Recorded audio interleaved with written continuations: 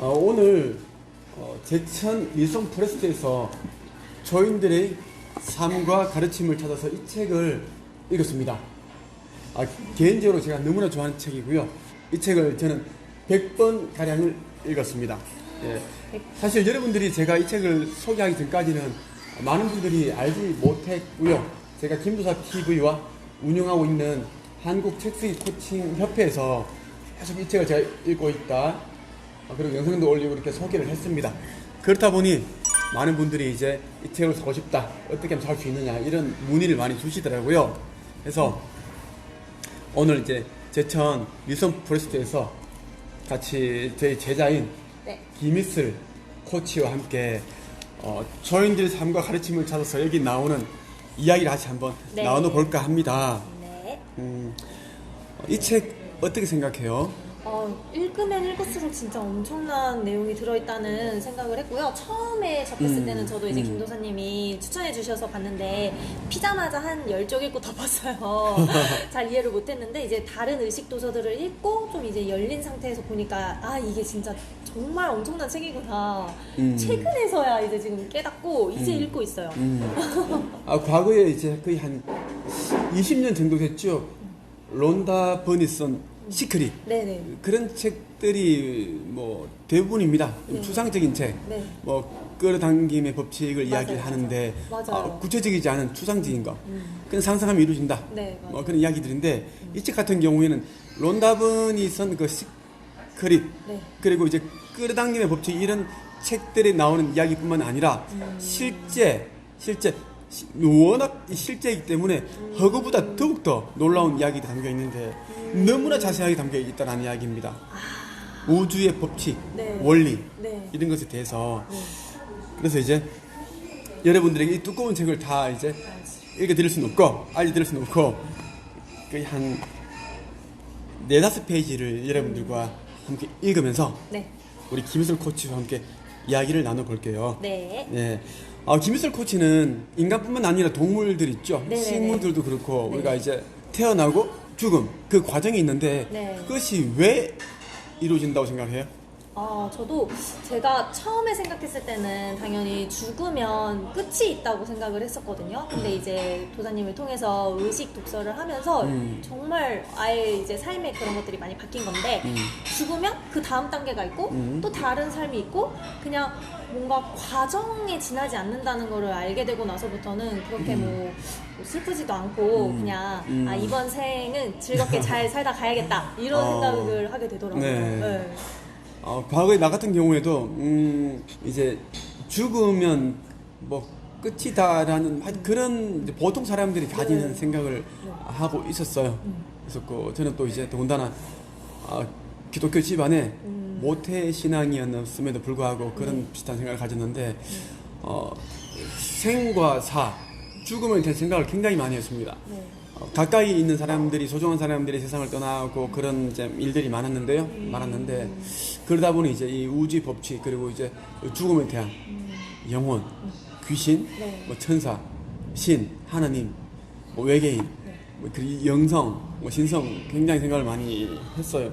그러니까 제가 이제 느끼고 깨달은 바로는 뭐냐면 우리가 죽음이라는 것은 우리가 피할 수가 있는데, 그러니까 피한다는 말은 뭐냐면 우리는 지금 이 육신이라는 이 옷을 입고 있는 존재들이에요. 그러니까 육적인 존재. 그러니까 우리가 이제 신적인 존재가 있다면 육적인 존재가 있어요. 육적인 존재라면 뭐냐면 말 그대로 오감, 5개의 감각에 의존해서 살아가는 이제 존재라고 보면 되죠. 그러니까 보통 사람들, 그러니까 의식이 고양되지 않고 상승되지 않고 의식 성장이 되지 않은 사람들은 보통 사람들이에요. 그 사람들은 이제 눈앞에 보이는 것들만 보고 믿으려 하고 그런 사람들은 육적인 존재고, 신적인 존재라고 하는데 그런 존재들은 이 5가지 감각, 뭐 시각, 미각, 촉각, 뭐 청각, 뭐 이런 것들이 있는데 여기에 더 상위 개념인 상위 감각이죠. 그러니까 상상력, 맞아요.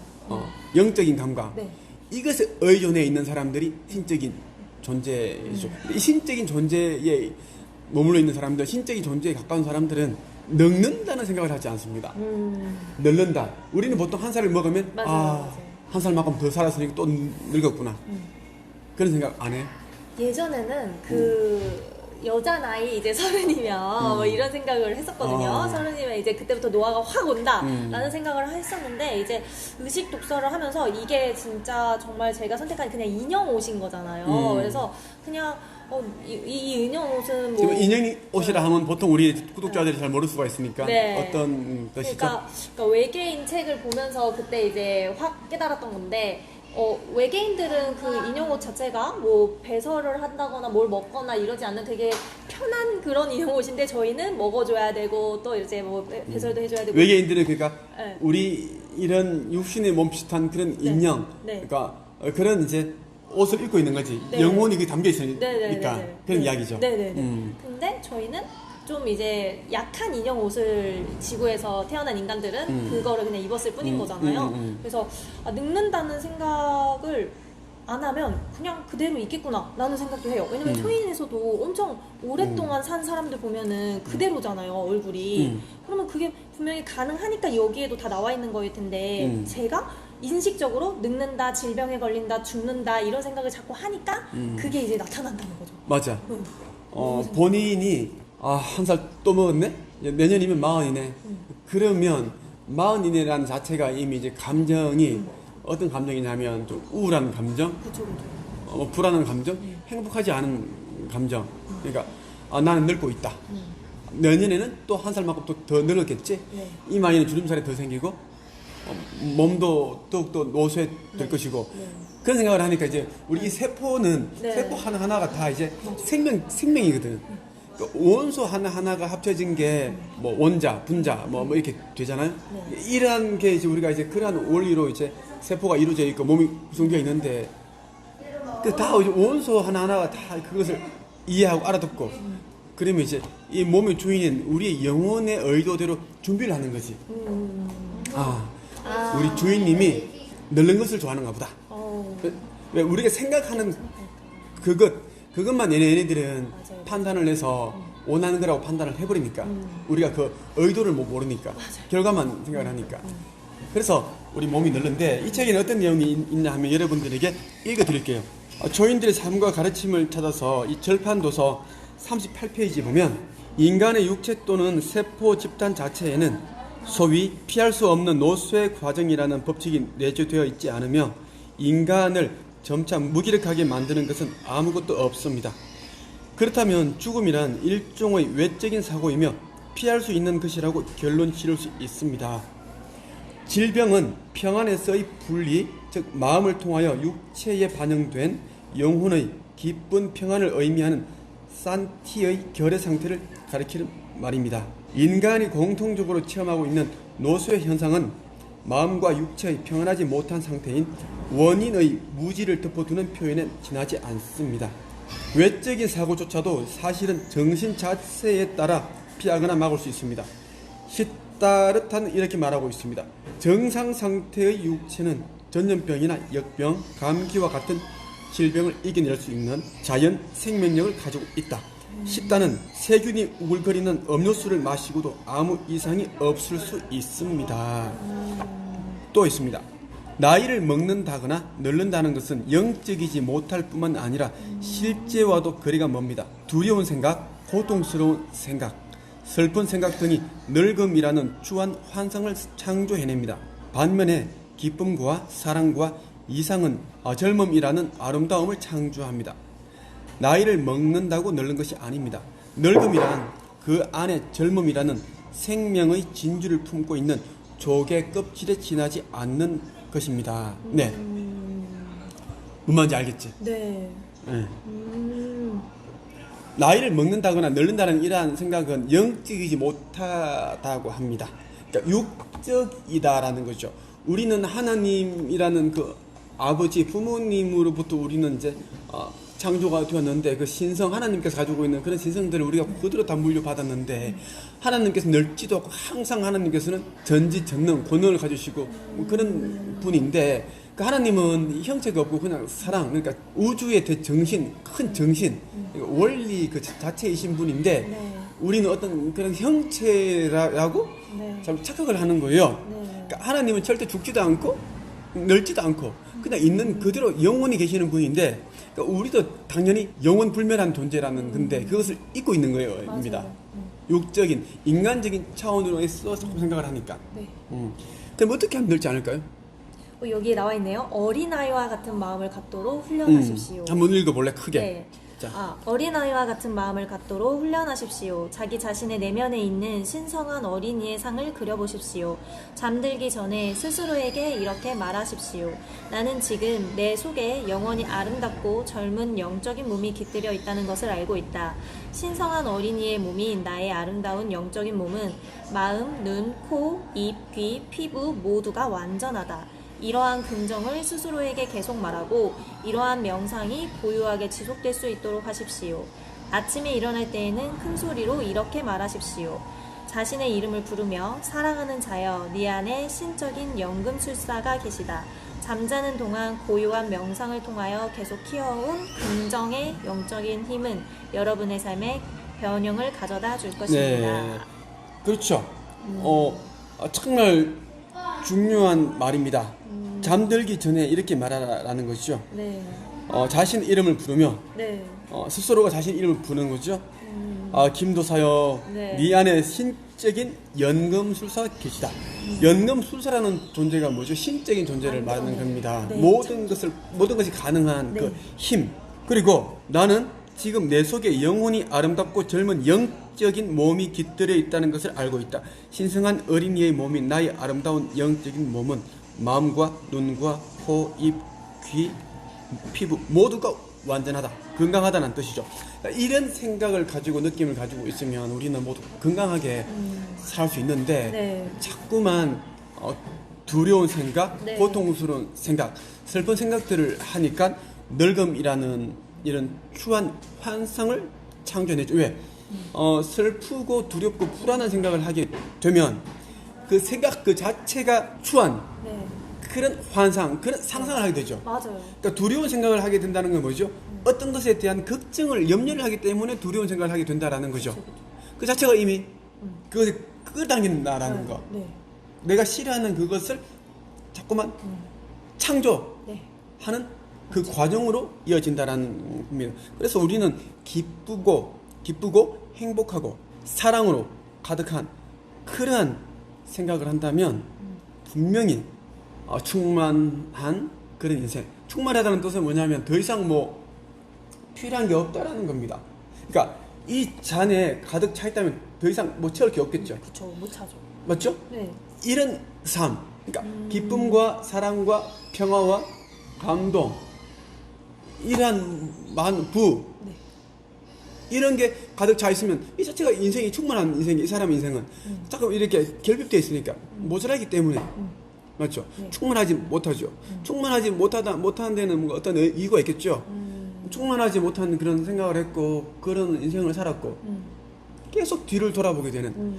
그러니까 내년을 돌아보고 내년을 먼저 미리 내다보고 설계하고 준비하고 이렇게 하는 게 아니라 1년 전을 생각하고 2년, 3년 전을 생각하고 미래를 가지고 후회하고. 과거 생각하면서. 그렇지. 네. 과거에 머물러 있지. 그러면 미래가 없는 거죠. 그쵸. 우리는 미래를 향해 나가고 있지만 우리의 정신과 마음, 생각은 과거에 머물러 있기 때문에 아무것도 일어나지 않는다라는 거. 그 이야기를 여러분들에게 해드리고 싶고요. 그리고 440페이지 보면 여기에 보면 밑에 두 번째 문단에 보면 이런 내용이 있더라고요. 하나님은 인간을 티끌 속에서 뒹구는 벌레로 보지 않습니다. 인간을 그렇게 보는 것은 그렇게 보는 인간의 의식에서 비롯된 것일 뿐 실제가 아닙니다. 김희슬 코치는 어떻게 생각해요? 하나님께서는 우리를 어떻게 볼까요? 바퀴벌레로? 아니요, 그렇게 보지 않으시겠죠? 왜냐면 자기 자신을 그렇게 볼 리가 없으시잖아요. 하나님이 저희 인간이고 인간이 하나님인데 하나님을 그렇게 추하고 뭔가 되게 사람들이 안 좋아하는 존재로 생각하시지는 않으실 것 같아요. 저도 우리 아이가 3명인데 우리 아이를 메뚜기로? 아니, 그렇게 생각한 적이 한 번도 없거든요. 그러니까요. 너무 귀한 그럴 수가 존재. 없잖아요. 네, 너무나 소중하고 축복받았던 아이들인데 맞아요. 근데 보통 사람들이 하나님께서는 자신을 뭐 하찮게 여기고 벌레로 생각하고 그렇게 생각하는 사람들이 너무 많아요. 그렇다 보니까 내가 나를 바라보는 그 시선으로 남들도 나를 바라보고 여긴다. 그거. 사람들이 나를 무시하는 게 아니라 내가 나를 나를 무시하기 때문에 다른 무시하니까. 사람들도 그 시선으로 나를 보기 때문에 무시하게 되어 있어요. 맞아요. 그게 그 이야기입니다, 이게. 네. 하나님은 인간을 티끌 속에서 뒹구는 벌레를 보지 않는데 왜 당신들은 너희들은 자꾸만 스스로를 뒹구는 벌레, 메뚜기나 뭐 바퀴벌레 정도를 보고 있느냐. 그러니까 불행하고 힘든 삶을 살지 않느냐. 네. 바퀴벌레는 뭐예요? 사람들이 자꾸만 밟아 죽이고 네. 없애야 될 존재잖아. 네. 그러니까 다른 사람들도 많은 사람들도 그 사람을 그렇게 생각하는 거지. 맞아요. 잉여 인간, 네. 필요 없는 인간. 화살을 관역에 명중시키려면 관역 중심에 온 정신을 집중해야만 합니다. 그리고 명중시키겠다는 일념만을 품고 관역 이외의 것에는 눈을 돌리지 않아야 합니다. 그리하여 화살이 관역 중심에 꽂히면 그때 여러분은 어느 정도 신성을 실현하는 것입니다. 자, 우리가 이제 이 이야기 무슨 뜻일까요? 이게 비유로. 집중하는 것이 이루어진다? 라는 뜻인가요? 우리가 이제 궁수들이 화살을 쏠 때 대충 보고 쏘지 않잖아요. 대충 보고. 그쵸. 그러니까 눈을 한쪽은 감고 한쪽은 뜬 채 눈을 튀게 들고 쏘잖아. 끝까지 보면서 쏘던데요.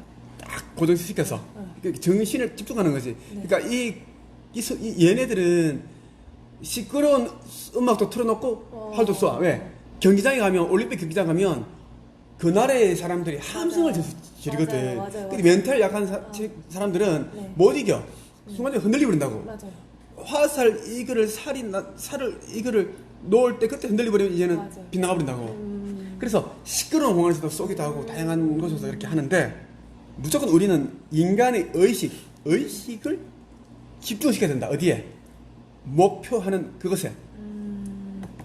화살이 관역 중심에 꽂히기 위해서는 무조건 명중시키겠다는 일념이 뭐야?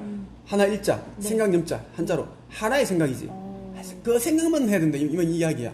이것저것 생각을 하면은 일념이 아니지. 여러 가지 생각이 복합적으로 그렇게 해버리면 잡념. 잡다한 생각. 잡념이 되는 거지. 네.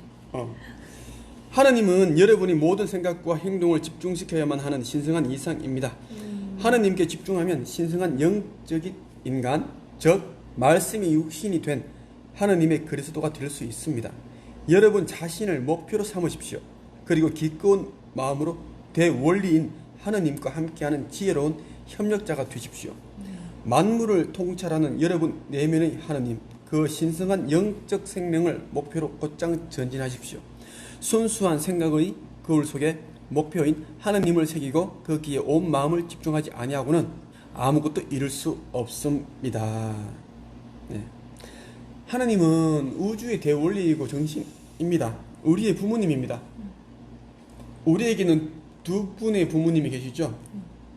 우리라는 현재 있는 이 육신의 몸을 낳아준 이제 그 육신의 부모님이 계십니다. 네. 육적인 측면에서 보는 부모님이고 또 하나는 영적인 측면, 모든 창조를 한 모든 만물의 부모님인 하나님을 말하는 거예요. 신적인 존재. 기독교는 하나님. 뭐 다른 종교는 다른 이름으로 불리겠죠. 그 이름은 단어는 중요하지 않습니다. 왜? 그 한 분을 지칭하는 것이기 때문입니다. 그러니까 그 한 분을 우리는 신성한 이상으로 여기고 그 하나님께 집중을 한다면 정말 우리는 하나님에게 지혜로운 협력자가 될 수 있다는 것. 하나님께서는 정말 선한 영향력을 펼치고 계시고 정말 좋은 그런 선한 일들을 사랑과 뭐 평화 네. 이런 것들을 계속 펼치시는 분인데 그러니까 그분의 지혜로운 협력자가 될 수 있다라는 것이에요. 그게 이슬 코치는 종교가 뭐예요? 저는 지금 나신교가 되었죠? 나는 신이다. 네. 맞아요. 우리가 신이다라는 게 성경의 원리에도 맞고, 그러니까 성경책을 제대로 읽지 않은 사람들은 이러한 얘기를 하면 욕을 합니다. 맞아요. 그러니까 자신들이 성경을 제대로 이해를 못하고 하나님의 무엇을 바라시 하나님의 뜻이 무엇인지도 제대로 이해하지 못한 채 성경 공부를 하고 교회, 예배당, 전주교를 다니고 하니까 네. 그런 잘못된 그런 이제 언행을 하는 건데, 예, 그러니까 하나님은 신성하신 분이고 그 신성은 우리 역시 신성을 가지고 있어요. 왜? 네. 나 역시도 우리 부모님으로부터 DNA를 물받았잖아요. 그러니까 육적인 측면입니다. 네. 육적인 이 측면, DNA. 그러니까 하나님으로부터 우리는 영적인 측면으로 그 DNA를 다 물받았어요. 그러니까 우리는 하나님의 가문에 속한 사람들이기 때문에 우리도 역시 신이다라는 네. 거죠. 다만 하나님은 큰 그런 우주의 원리 모든 것을 만드신 그런 우리 아버지 같은 부모님 같은 신이고, 우리는 그분의 진짜 미치지 못하지만 그분으로부터 떨어져 나왔기 때문에 우리 똑같은 그런 영적인 권능, 신적인 권능을 가지고 있는 신이라고 생각을 하면 되는데, 잘못된 생각을 가지신 분들이 굉장히 많더라고요. 그래서 그 사람들 인생이 잠깐만 꼬이고 성장하지 못하고 발전하지 네. 못한다는 거죠. 그 보통 사람들 삶이 성장하지 않고 개선되지 않는 이유가 뭐라고 생각해? 되게 많은데 지금 딱 듣다가 생각이 나는 게요. 잘못된 믿음은 진짜 그거를 깨뜨리기가 자기 스스로 깨달아야 되는데 깨닫는 게 너무 어려운 것 같아요. 왜 그럴까? 이게 처음에 제가 이제 교회를 저도 원래 안 다녔었거든요. 근데 이제 뭔가 이제 힘든 일이 딱 이게 닥쳤을 때 뭔가 신한테 기대고 싶은 마음이 생겨서 교회를 찾아갔어요. 근데 이제 교회를 가면 계속 이제 뭐 목사님 이야기나 아니면은 거기서 다 같이 제자 훈련 받고 계속 성경책 읽는 거 이런 거를 막 하다 보니까 계속 저를 죄인이라고 하는 거예요. 그래서 저는 진짜 거기 교회 다닐 때 제가 맨날 했던 거라고는 기도할 때 뭔가 용서 구하는 거, 제가 죄를 지었다고 고백하는 거, 그런 거를 자꾸 했어요. 네. 근데 교회 다니면서 진짜 많이 울었어요.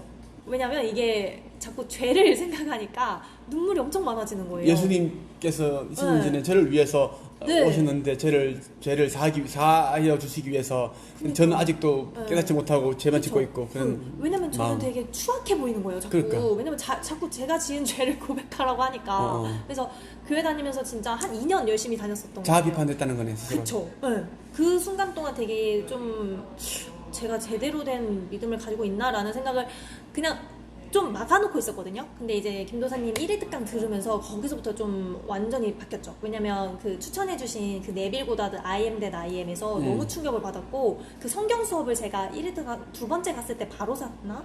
되게 빨리 샀어요. 그래서 김도사님이 쓰신 그 성경에 대한 해석 내용을 보면서 내가 여태까지 교회에서 믿고자 했던 건 좀 잘못된 거였구나. 그때 이제 깨달았죠.